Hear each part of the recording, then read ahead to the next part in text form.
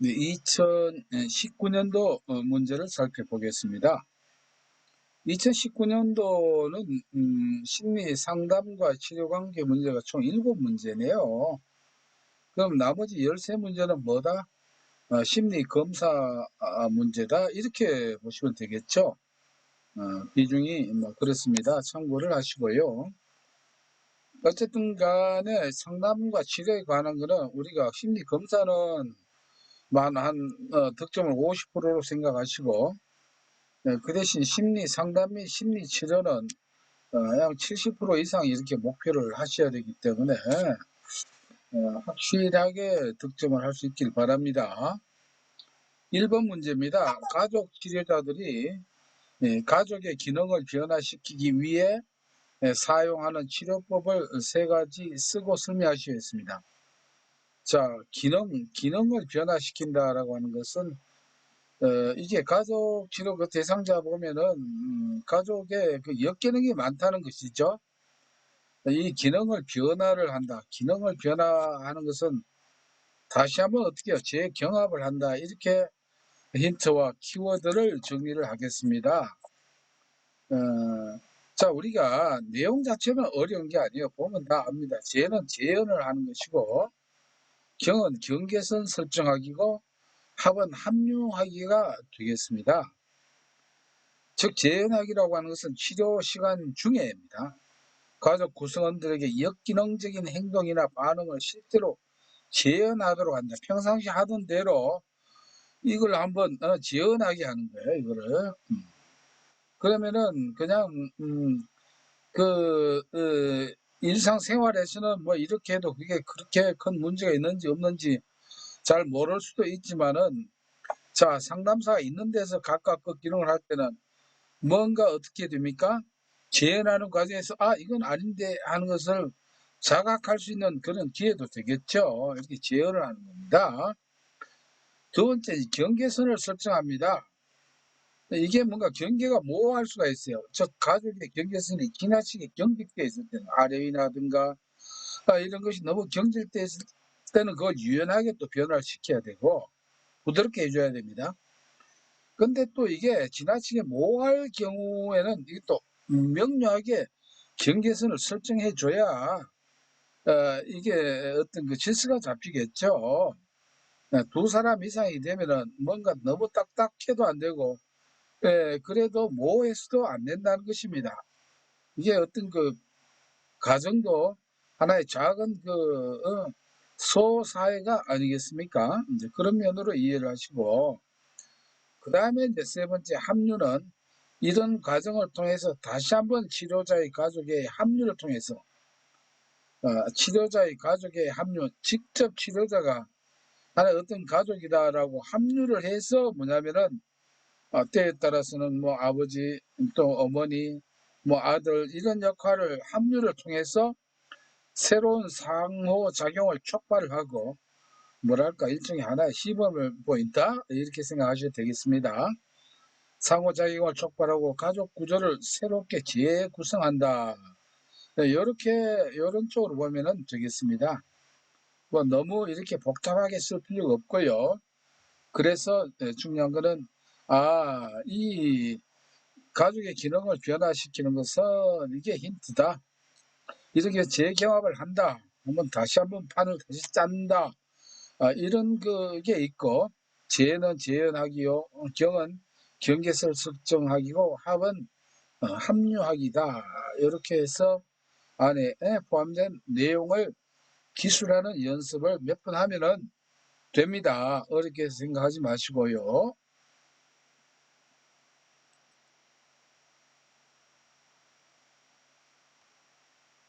2번 문제입니다. 게슈탈트 상담의 목표 5가지를 쓰시오 했습니다. 뭔가 트집을 통해서 탈출한다. 탈트를 형태에 대한 트집을 잡아서 뭔가 이렇게 해서 결국 키워드는 뭐냐면은 성실한 사람이 되기 위해서는 뭔가 자기 책망을 해야 이렇게 발전이 된다. 그래서 성실인 자책입니다. 요거는 이 1번, 2번 요런 식으로 쓰면 됩니다. 아래 설명은 참고로 하시면 되고요. 그래서 1번은 성은 내담자의 성장을 돕는다. 뭐 설명 이거 참고하시고, 두 번째는 이 내담자의 실존적 삶을 촉진한다.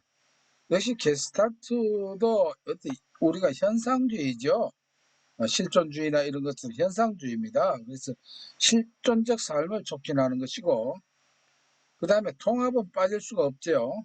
3번에 내담자의 인격을 통합한다. 예. 그리고 4번 내담자의 자립 능력을 정진시킨다. 책은 우리 현상주의에서는 대부분 책임을 자각합니다. 현실주의처럼 내담자로 하여금 자신의 삶에 대한 책임감을 자각하게 한다. 이렇게 요 부분만 서시되 초점은 이렇게 붉은색으로 표시되어 있는 것이다. 이렇게 생각하면 됩니다. 내용 설명은 굳이 생략을 하겠습니다.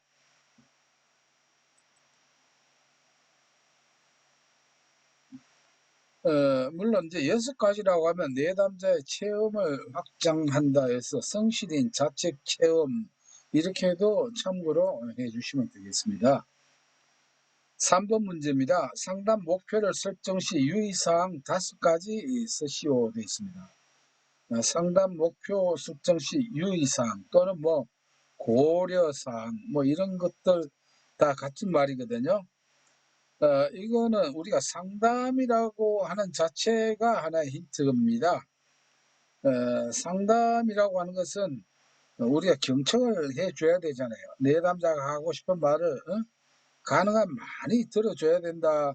이렇게 해서 자, 이 내담자의 여러 가지 구절이 이런 것은 구실입니다. 하는 말이 어떠한 사소한 구실이라도 원하는 양만큼 한다. 들어준다. 함께 들어준다. 이런 뜻입니다. 구실 원양함에서 그래서 상담 목표는 구체적이어야 하고요.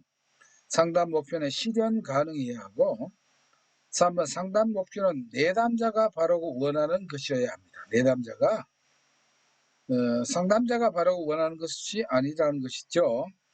4번 상담 목표는 상담자의 기술과 양립이 가능해야 한다 했습니다.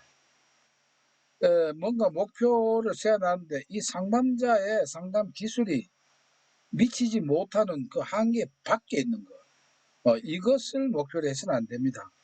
그 상담자의 기술이 받쳐줘야 돼요. 양립이 가능해야 한다는 것이고요.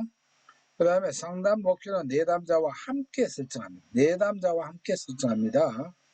상담자가 일방적으로 설정하는 것이 아니고 의논을 해서 내담자와 함께 설정한다 해서 구실 원양함이 되겠습니다.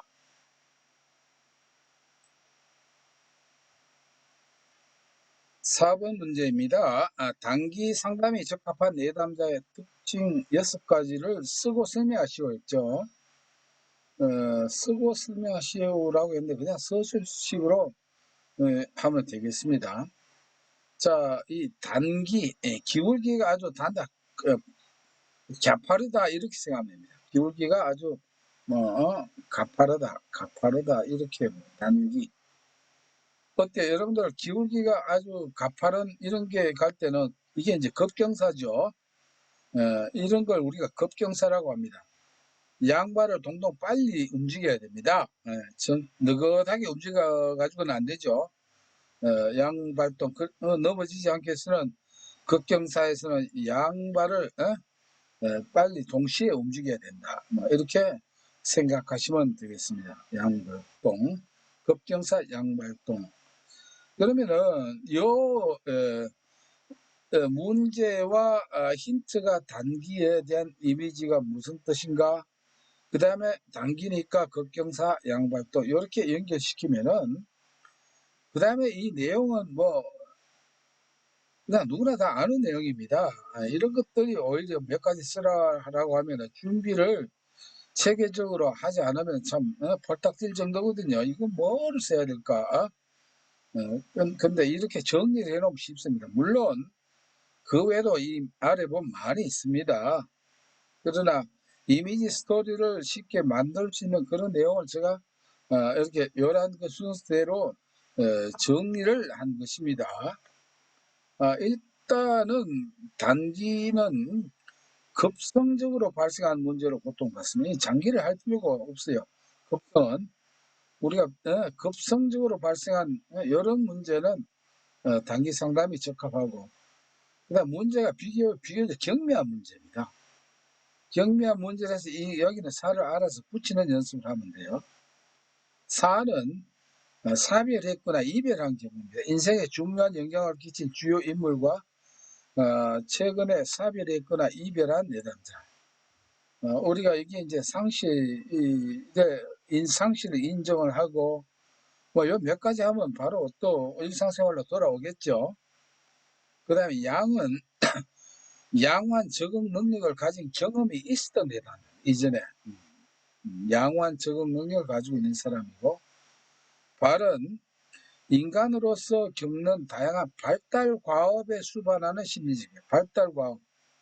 발달 과업이라고 하는 임신을 했다, 출산을 했다, 자녀를 양육한다, 은퇴, 노화, 이런 것 등은 어때요? 누구나 겪는 발달 과정 중에 잠시 어떤 뭐 우울증이 온다든가 심리적 변화가 온다든가 이럴 경우에는 굳이 장기 상담을 하는 게 아니고 단기 상담을 할 수 있다. 이런 내담자의 특징이 있다. 이렇게 보시면 되고요. 6번 상담에 대한 동기가 높은 내담자. 항상 동기가 높으면은 효과도 비교적 빨리 나타나죠. 왜냐하면 동기가 높다라고 하는 것은 자기 스스로 그 문제를 해결해 나갈 수 있는 능력을 가지고 있다. 이렇게 볼 수가 있으니까요.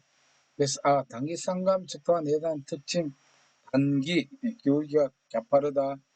그러니까 급경사니까 양발을 빨리 동동 움직여야 된다. 이렇게 정리를 하겠습니다.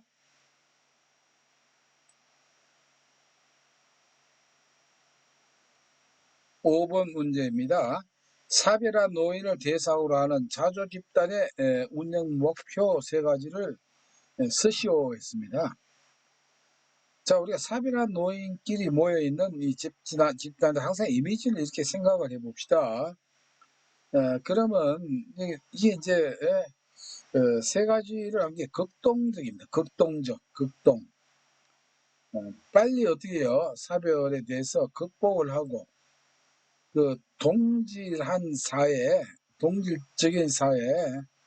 뭐냐면 적응을 해야 된다 이런 뜻입니다.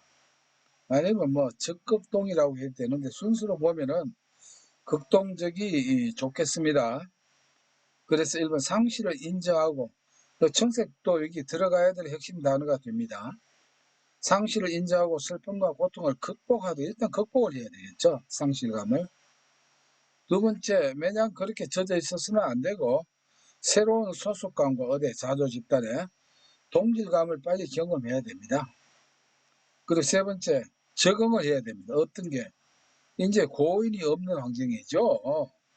고인이 없는 환경에 적응하고 새로운 사회적 관계를 개발하고 경험을 빨리 이렇게 해야 된다. 뭐 지극히 평범한 내용입니다.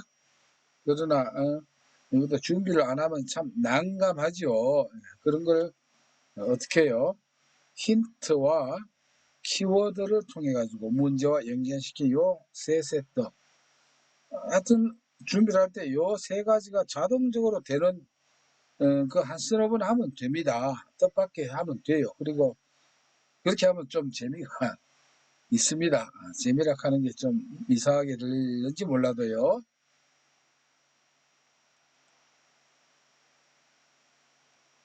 6번입니다. 상담 및 심리 치료 중 슈퍼비전 과정에서 이루어지는 내용에 대해 3가지를 쓰고 설명하셔야 되어 있습니다. 우리가 슈퍼비전 하면은 뭘 합니까? 아무래도 뭐 이렇게 지적하고 평가도 물론 있겠지만은 결국 훌륭한 슈퍼바이저는 슈퍼바이저에게 어떻게 하는 겁니까? 어떤 지적도 중요하지만은 강화를 잘 해야 됩니다. 잘하는 부분은 더 이렇게 적극적으로 표현을 해 주는 게 좋겠죠. 그래서 슈퍼비전의 그걸 보면은 슈퍼바이지는 '아 내가 잘했을까 못했을까?' 뭔가 초조하게 생각하고 있는데 슈퍼바이저가 "아주 잘했다." 이렇게 하면은 다음에 상담에 어떻게 될까요? 자신감이 생기겠죠. 그래서 슈퍼비전에서 이런 주요 세 가지를 사기를 올리는 것, 사기를 전하는 과정, 사기, 예. 강화를, 사기를 이렇게 전하는 과정이 우리가 슈퍼비전이다 이렇게 생각을 하고요. 그 사는 사례 개념합니다. 여러분들 슈퍼비전 하면 사례 발표를 하지 않습니까? 이 개념을 어떻게 짜는가, 이걸 발표를 통해서 이 개념화를 잘 하는 것이죠. 내용은 뭐 다 아시잖아요. 내담자의 심리사회적 역사, 현재, 호소 문제에 대한 이해, 상담자 자신이 갖는 인간 발달과 변화에 대한 신념에 기초하여 다양한 내담자 유형에 적용 가능한 개념적 틀을 갖는 것, 이게 사례 개념화가 됩니다. 이걸 틀을 잘 만들어 놓으면은 어떻게 할까요? 새로운 내담자를 이렇게 접할 때마다 적용하기 아주 편하죠. 하나의 틀이 생기니까. 그 다음에 기는 상당 기술입니다. 아무래도 상당 기술에 대해서 또 우리가 전달을 받지요. 상담자가 상담 과정에서 나타나는 상담 기법을 말하며 이걸 우리가 배운다는 것입니다. 이 슈퍼비전 과정을 통해서. 그래서 구체적인 상담 기술과 상담 기법의 사용이 이렇게 포함이 됩니다. 그걸 제목으로는 기술로 했고 이렇게 쓰고 이렇게 내용을 설명을 하면 되겠습니다. 사기를 전한다. 이건 저는 뭘 전하느냐? 전문적 역할입니다.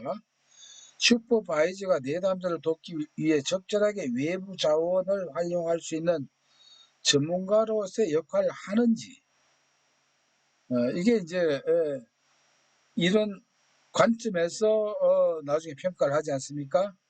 그리고 전문적이고 윤리적 원리를 적용하는지, 적절한 기록 관리나 상담 절차를 따르는지, 전문가들 관계를 적절하게 맺고 슈퍼비전 관계에 적절하게 참여하는지 등을 포함한다. 이렇게 돼 있죠. 그래서 유능한 상담사는 뭐 이 슈퍼비전을 1, 2회 하는 게 아니고 평생을 한다라고 하지 않습니까? 비록 그만큼 이 슈퍼비전은 상담사의 역량 개발에 매우 도움이 되는 그 과정이라고 볼 수 있습니다. 그래서 슈퍼비전 사기를 지나는 이 과정이다라고 해서 사례 개념화, 상담 기술, 전문적 역할 할 수 있도록 도와주는 이런 것이다 이렇게 보시고 물론 밑에 또 뭐 이런 내용은 참고로 하시면 되겠습니다.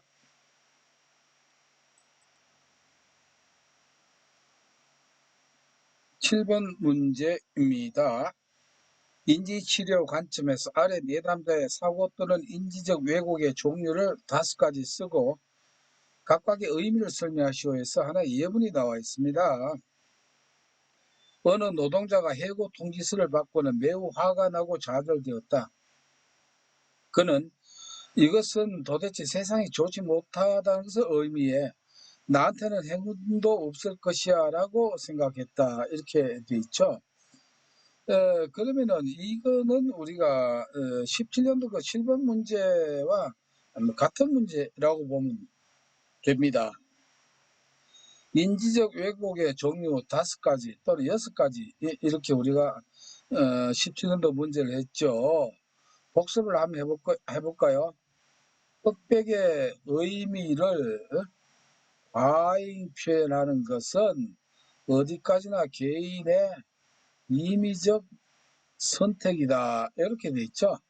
흑백 논리, 그 다음에 의미 확대 축소, 과잉 일반화, 개인화, 임의적 선택, 이렇게 되겠지. 임의적 추론, 그 다음에 선택적 추론이 되겠죠. 이렇게 되는데 사실 여기에는 자세히 보면 이 논리가 어때요? 이게 6가지가 다 들어가 있어요. 흑백 논리도 들어가 있고 그 다음에 의미 확대 축소, 과잉 일반화, 개인화도 나한테는 행운이 없을 것이야. 개인 일반화, 임의적 추론, 그다음 선택 추론 다 들어가 있습니다.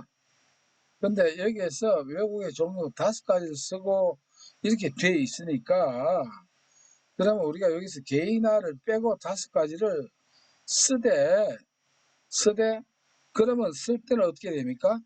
19년도 이 7번 문제와 똑같습니다. 똑같거든요. 그래서 개인화라든가 아니면 뭘 하나를 빼고 5가지 쓰면 됩니다. 뭐 자세히 살펴보면 이 6가지가 이 내담자의 사고에서는 이게 다 들어가 있어요. 보면은. 그래서 그렇게 정리를 하면 됩니다. 어렵게 생각하지 마시고. 그래서 이건 쉽게 말하면 뭐 이걸 안 보더라도 뭐냐면 인지적 왜곡의 종류 또는 오류의 종류 5가지를 쓰고 의미 설명하시오. 그거와 똑같습니다. 답안 쓰는 것은요.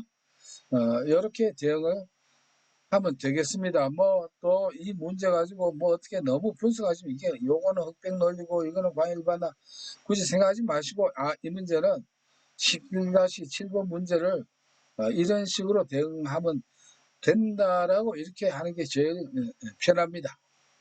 네, 이것으로서 19년도 해설을 마치겠습니다.